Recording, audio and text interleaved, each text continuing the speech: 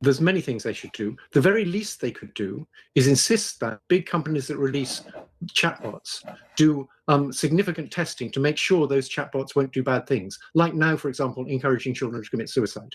Now that we know about that, companies should be required to do significant testing to make sure that won't happen.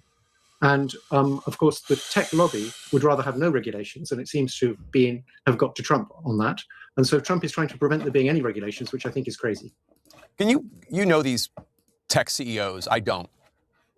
When one of them learns that an AI chatbot has talked a child into suicide, what is it that stops them? What is it that, I mean, my impulse would be, well, holy. Guys, there are about 6-7 billion people on the planet. There have been a handful of cases, like literally like on one hand, of cases where there have been young people talking to AI agents for too long, training the AI agent into like depression and doom-like scenarios, where all of a sudden now that person's exited life for whatever reason because of conversations with ChatGPT.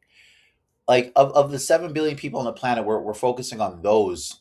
God bless them, but there are people exiting life every day. And when I say exiting life, I mean deleting themselves.